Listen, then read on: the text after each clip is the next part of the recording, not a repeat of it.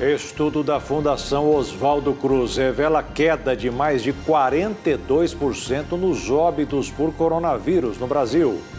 Campanha de imunização avança e país rompe a marca de 240 milhões de doses anti-Covid aplicadas. Presidente Jair Bolsonaro busca alternativas para brecar a alta nos preços dos combustíveis. Corte de energia por falta de pagamento para consumidores de baixa renda volta a ser permitido. Em busca de alternativas de trabalho, conheça os benefícios da formalização de pequenos negócios por meio do MEI.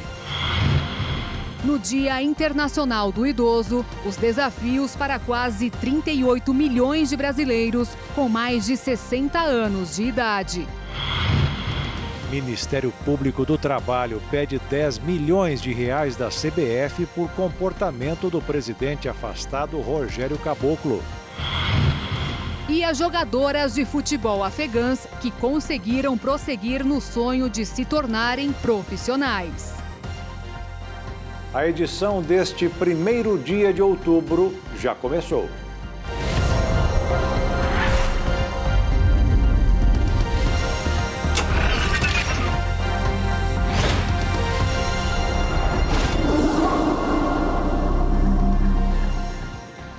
Olá, boa noite. Boa noite.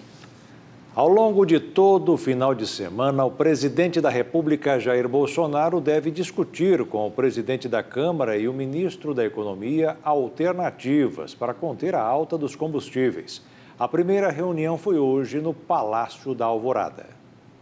Em uma reunião fora da agenda, o ministro da Economia, Paulo Guedes, o presidente da Câmara dos Deputados, Arthur Lira, e o presidente da República, Jair Bolsonaro, se reuniram no Palácio da Alvorada para discutir alternativas para conter os sequentes aumentos no preço do combustível. Após o encontro, Bolsonaro disse a apoiadores que a inflação está alta em todo o mundo e isso afeta o preço de todos os itens. Também disse que passou cerca de 40 minutos reunido com Paulo Guedes e Arthur Lira e que novas reuniões serão realizadas ao longo de todo o fim de semana.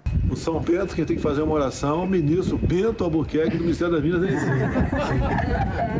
Esse está sentado em cima ali do um abacaxi enorme, né? Eu queria fazer um comentário. O aparelhamento, pessoal, é de pessoas, de leis também. Quando você fala em Petrobras, preço de combustível, temos leis para cumprir, né? Sou obrigado a cumprir leis. Não reclamo disso, não. Mas a composição, como é que pode? A gente é autossuficiente em petróleo. A gente retira mais ou menos 15 doses e vocês pagam quase 80. Absurdo, né? Acertado lá atrás. Estava agora com o Paulo Guedes aqui, o Arthur Lira, exatamente discutindo a questão energética. 40 minutos discutindo aqui. É uma pena para... Vou voltar a conversar com ele sábado ou domingo, Paulo Guedes, para ver a solução alternativa para isso. Segundo a Agência Nacional do Petróleo, o preço do óleo diesel na região norte, onde é registrado o maior valor para o combustível, é de R$ 4,94. Na última semana, o preço do diesel foi reajustado pela Petrobras nas distribuidoras, de R$ 2,81 para R$ 3,06. Nas bombas, o aumento foi de cerca de 22 centavos. Já a gasolina custa em média R$ 6,00 em todas as regiões do país. E o Centro-Oeste registra o maior preço, R$ 6,27, segundo a ANP. De acordo com o IBGE, que avalia o Índice Nacional de Preços ao Consumidor Amplo, a gasolina acumula alta de 39,05% ao longo dos últimos 12 meses. Em setembro, a alta foi de 3% e em agosto de 2%. O índice também apontou elevação no preço de todos os outros combustíveis no mês passado. O do etanol passou de 4,5%. Essa semana, o presidente da Câmara dos Deputados, Arthur Lira, disse que o aumento do preço dos combustíveis tem elevado a arrecadação dos estados. Por isso, seria possível buscar alternativas sem reduzir os valores nos cofres públicos. Afirmou ainda que alternativas começaram a ser discutidas com deputados e líderes para que na próxima semana o assunto seja levado ao plenário da Casa. Ninguém está satisfeito com a composição dos preços de combustível. E todos nós sabemos das responsabilidades, de como a Petrobras realiza com o valor do dólar e com o valor do petróleo. Nós temos que... E foi boa a fala, porque muitos liberais de São Paulo saíram, do endereço e começaram a discutir o assunto. que é um assunto também, nós não podemos dizer que o ICMS é quem puxa o aumento, mas ele contribui de sobremaneira para que, com alguns excessos, o combustível fique muito mais caro. E não é justo que nessas composições a gente não possa estratificar e discutir mais a miúde qual a composição e o que é que está impactando tanto na vida do brasileiro o gás de cozinha, na vida do brasileiro a gasolina e na vida do caminhoneiro e dos transportes, o que impactam direto na inflação, o preço do óleo diesel. Então essa discussão iniciou-se hoje.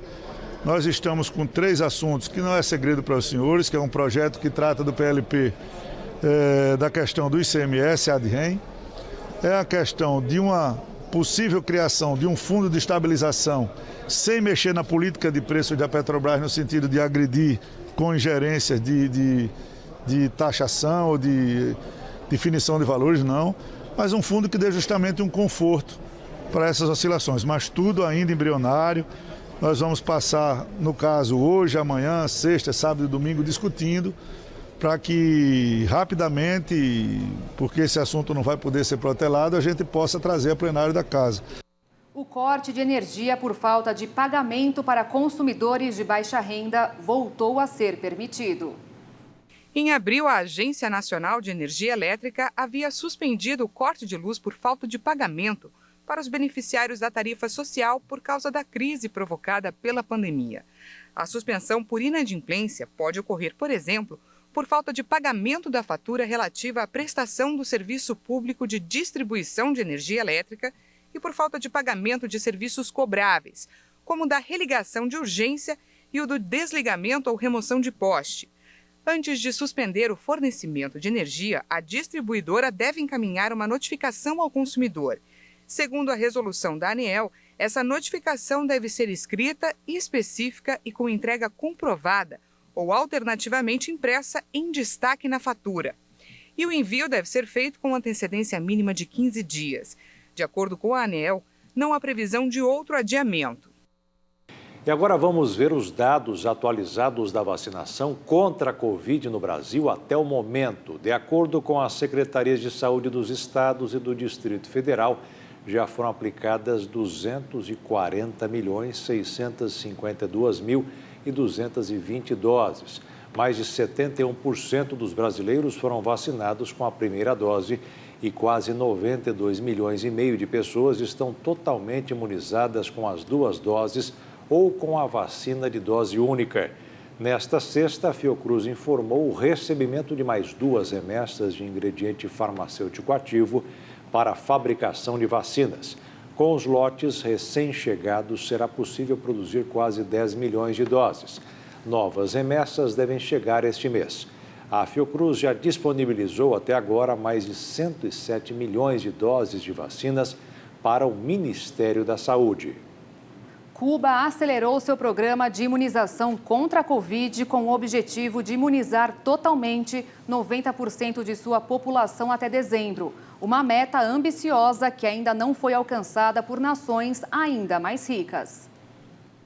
O Ministério da Saúde informou que mais de 80% dos 11,3 milhões de cubanos receberam pelo menos a primeira injeção de um regime de imunização de 3 doses com vacinas cubanas, a Abdala, Soberana 2 ou Soberana Plus. Perto de 50% foram totalmente vacinados, bem à frente da média global de 34%, de acordo com o site Our World in Data. O governo disse que Cuba está a caminho de se tornar o primeiro país a vacinar grande parte de sua população com suas próprias vacinas. Atualmente, Cuba está atrás da China, que imunizou totalmente cerca de 79% de sua população com suas próprias vacinas.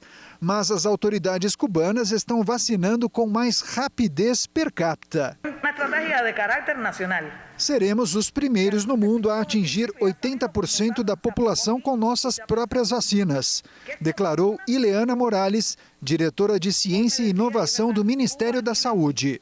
A desenvolvedora estadual BioCuba Pharma disse que suas vacinas reduzem doenças graves e mortes em 90%, mesmo que infecções sérias sejam possíveis. Mas ainda não publicou dados que apoiem essa afirmação para a comunidade científica revisar. A Organização Mundial da Saúde lançou recentemente o processo para avaliar as 3 vacinas cubanas. La Habana, que está bajando. Será um caso único no mundo, diz José Moya Medina, representante da Organização Pan-Americana de Saúde em Cuba, que acrescentou que acha que o país será um exemplo para todos, pois somente a vacinação completa pode impedir a pandemia e o possível surgimento de variantes mais perigosas.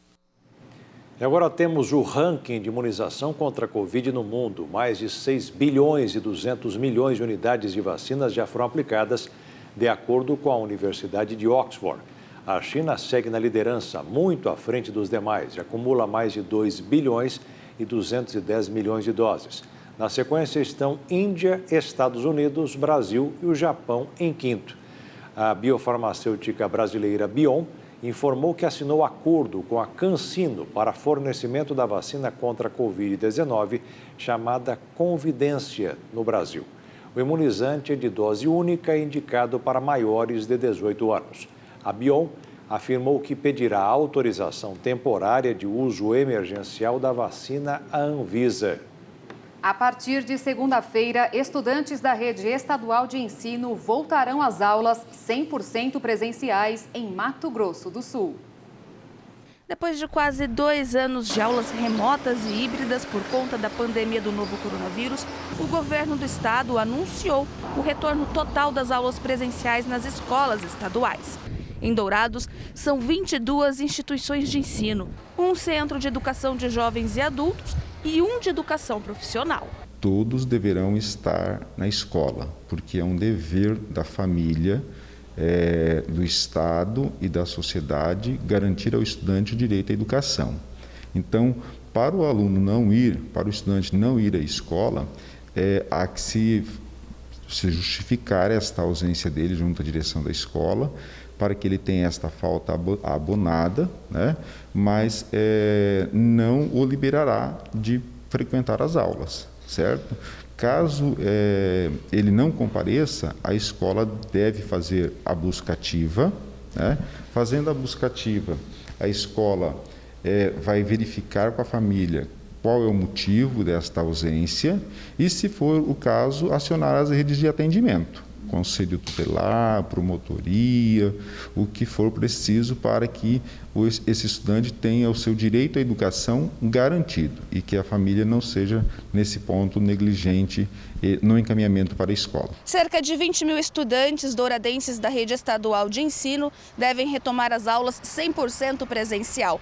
Todos eles deverão passar ainda este ano também por uma avaliação diagnóstica. A ideia é detectar o nível de aprendizagem durante todo este período de aulas remotas, para aí então programar o conteúdo das aulas de cada disciplina. Na verdade, isso já vem acontecendo desde agosto, né?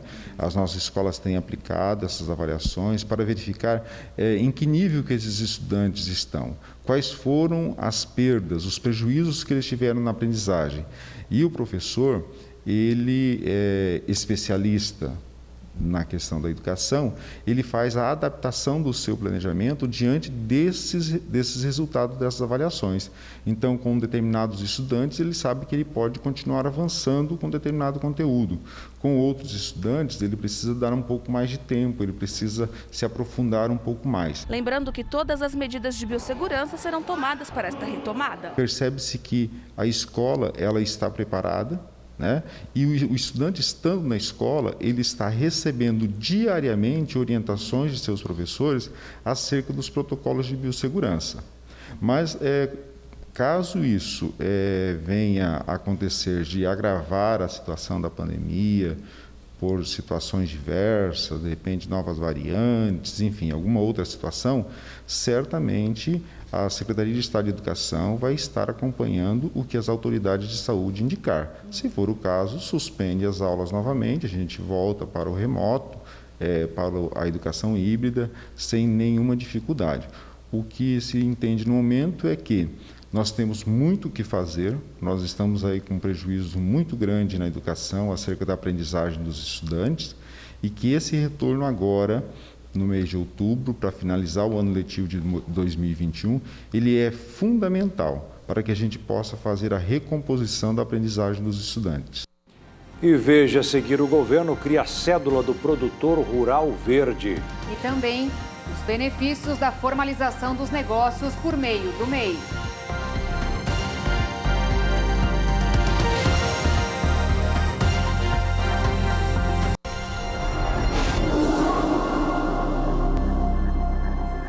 O presidente Jair Bolsonaro assinou hoje o decreto criando a cédula do produtor rural verde. É um incentivo ao crédito ao setor e principalmente para a redução dos gases que provocam o efeito estufa.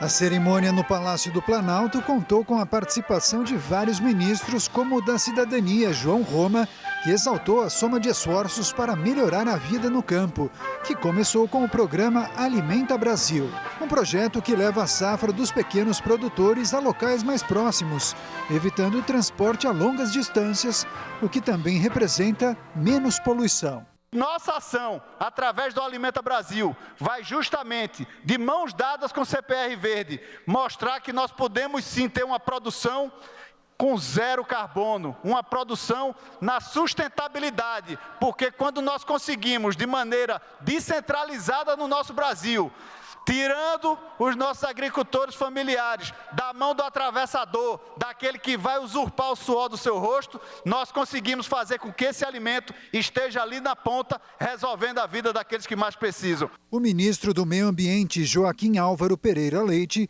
informou que em breve o governo vai lançar o Programa de Crescimento Verde, que será apresentado pelo Brasil na 26ª Conferência das Nações Unidas sobre Mudança Climática, marcada para novembro na Escócia. O país, segundo o ministro, decidiu enfrentar um grande desafio. Qual é o desafio? É de desfazer a ideia que o desenvolvimento da agenda ambiental possui um caráter meramente punitivo ou somente onera as ações propostas.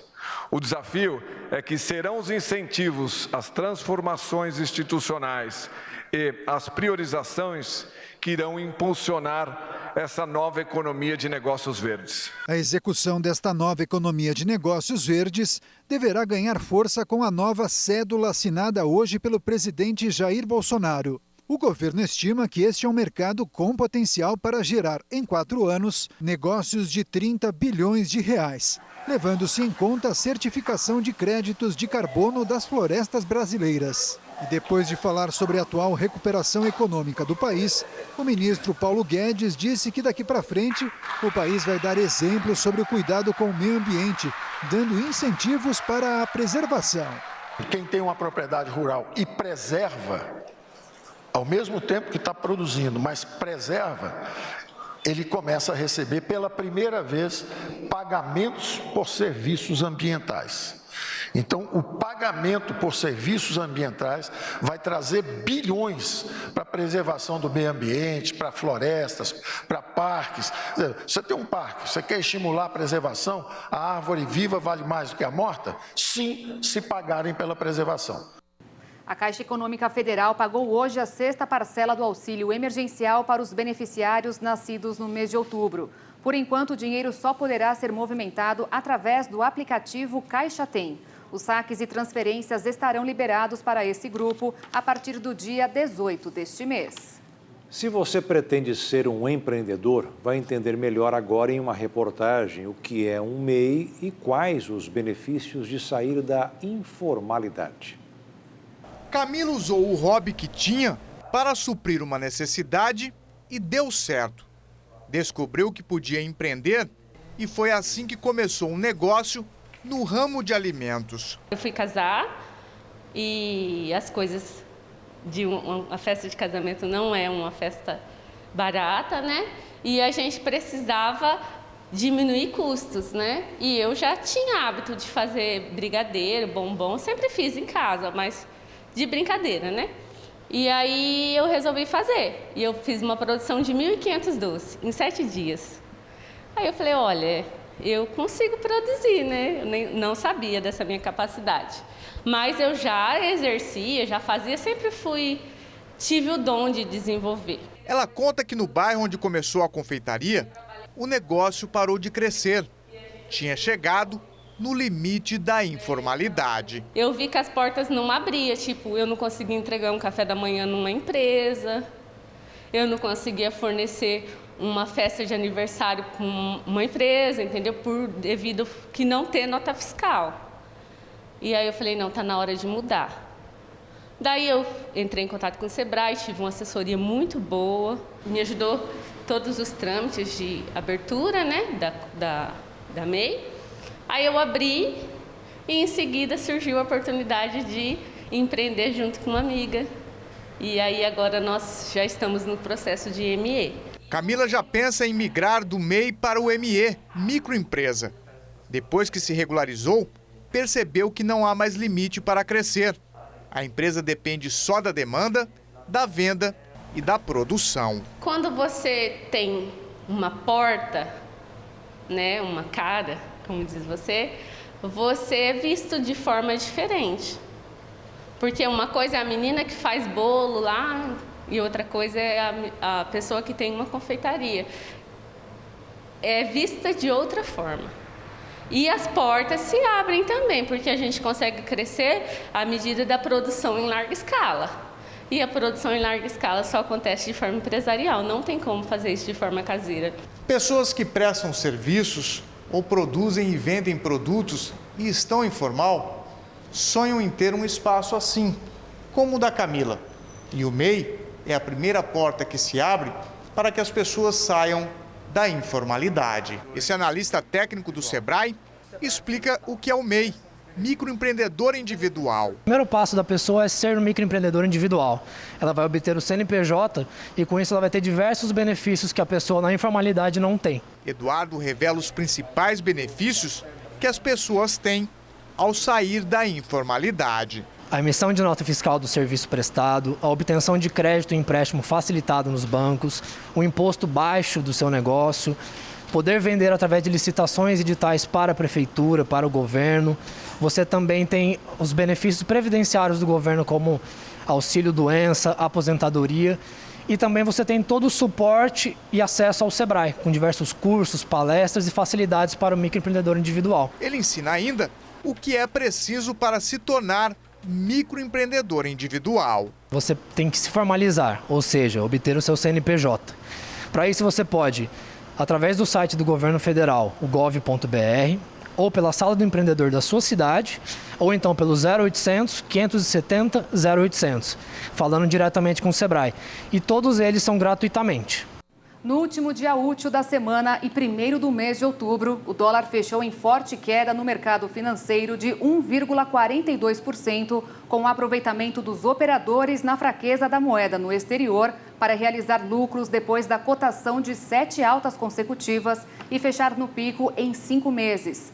A moeda norte-americana encerrou cotada em R$ 5,36 na venda. E apesar de ter registrado a maior queda em 3 semanas, acumulou alta de 0,47% na semana e de 3,49% no ano.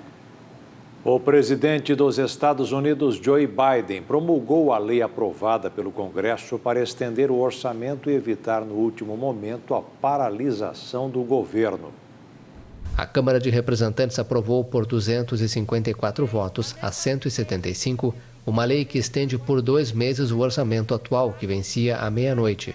Os legisladores agora precisam aumentar, antes de 18 de outubro, o teto de endividamento do país se quiserem evitar o primeiro default da história da maior potência econômica mundial. Os republicanos se recusam a suspender o limite de emissão da dívida. Eles consideram que seria um cheque em branco para o governo Biden. Por isso, deixaram a decisão nas mãos dos democratas, que precisam apelar a seus próprios votos para aprovar a medida através de uma manobra parlamentar que pode levar tempo. E veja a seguir, estudo revela queda de óbitos por coronavírus no Brasil. E no Dia Internacional do Idoso, os desafios para quase 38 milhões de brasileiros.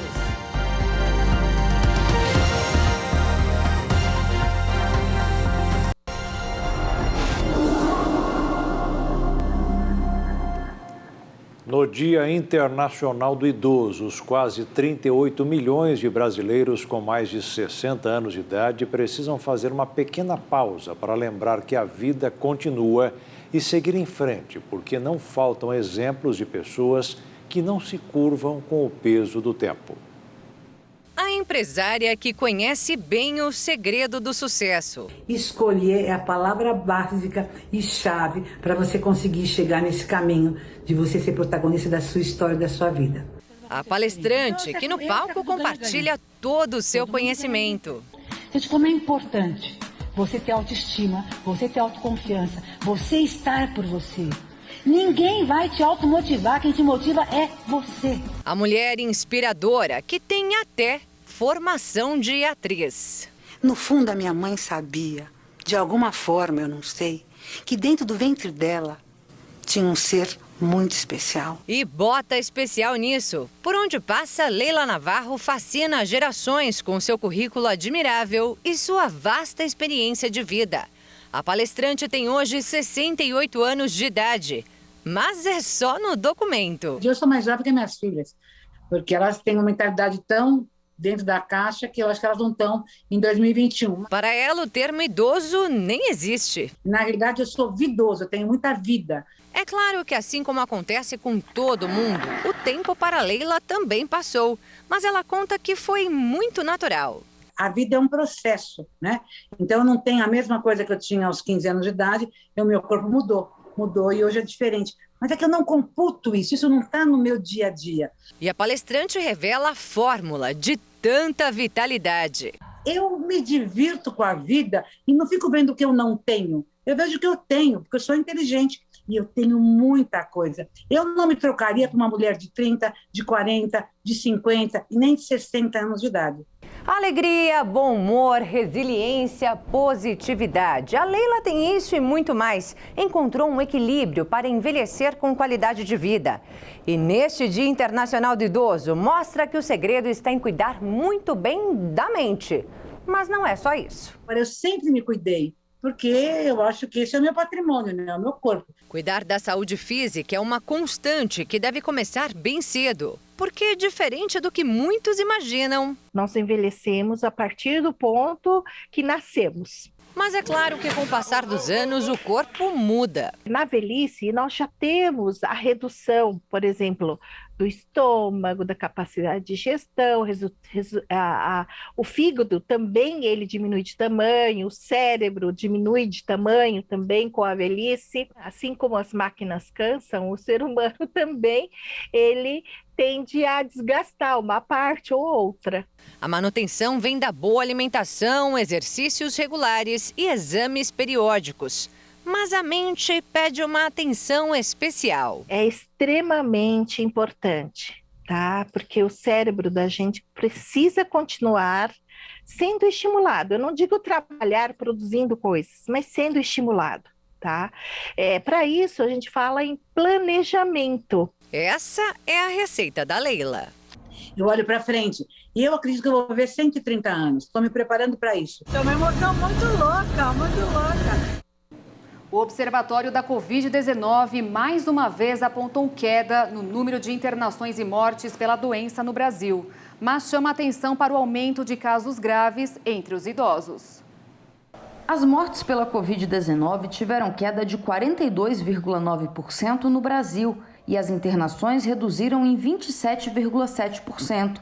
Segundo a Fiocruz, que divulgou os dados nesta sexta-feira, os números refletem o avanço na vacinação entre o público de todas as idades, mas chama atenção que os idosos são maioria entre os casos graves e os óbitos. Representam 57% das internações e 79% das mortes pela doença. Com relação à ocupação dos leitos, em 25 estados a taxa está fora da zona de alerta, ou seja, menor que 60%.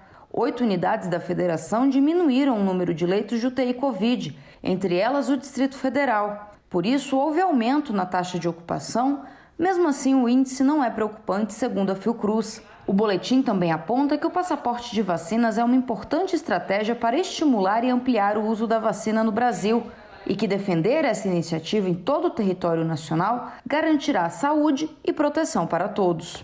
Segundo o Ministério da Saúde, em 24 horas o Brasil registrou 506 mortes por Covid e pouco mais de 18.500 novos casos. No total, mais de 20 milhões e 430 mil pessoas se recuperaram da doença.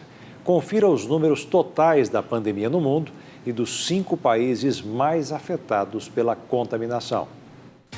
O mundo ultrapassou os 234.189.000 casos e contabiliza mais de 4.790.000 óbitos. Os Estados Unidos têm mais de 43.575.000 diagnósticos e 699.943 vítimas fatais. A Índia passou dos 33.766.000 contaminações.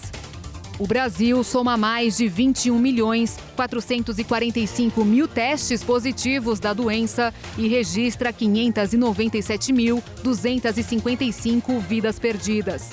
O Reino Unido tem mais de 7.878.000 casos de Covid.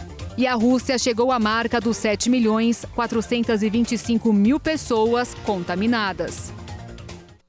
Uma raça de cabras barbadas que quase foi extinta estão fazendo sucesso na prevenção de incêndios nas florestas de Dublin, na Irlanda do Norte. Elas adoram comer a vegetação altamente inflamável e os locais esperam que o pasto dessas cabras possam ajudar a evitar os incêndios florestais. Os conservacionistas também esperam que a introdução das cabras contribua para a sobrevivência da espécie, que é atacada por outros animais. A pastora Melissa Geoken disse que o projeto visa incutir princípios-chave de conservação do pastoreio para combater a prevenção de incêndios e gestão do habitat, ao mesmo tempo que ajuda a garantir a sobrevivência da raça. E acrescentou que as cabras barbadas foram escolhidas, mas ao mesmo tempo precisam de muito apoio para a conservação e o projeto de pastoreio é a solução ideal. Geoken também cresceu no oeste da Irlanda e passou muitos anos criando seu próprio rebanho de cabras. Disse que seu novo rebanho é muito curioso, embora reservado. Geoken também cresceu no oeste da Irlanda e passou muitos anos criando seu próprio rebanho. E disse que suas novas cabras são muito curiosas, embora reservadas. Para retornarem ao pastoreio, elas usam caixas de rastreador GPS em volta do pescoço que pingam se elas se desviarem.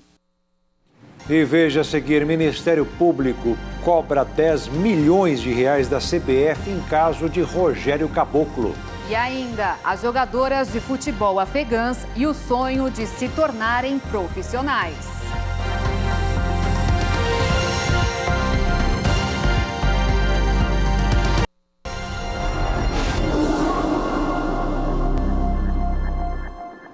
Os problemas que envolvem Rogério Caboclo e a Confederação Brasileira de Futebol parecem estar longe de terminar. Hoje, o Ministério Público do Trabalho acionou a CBF na Justiça e pediu uma quantia milionária por conta dos comportamentos do ex-mandatário.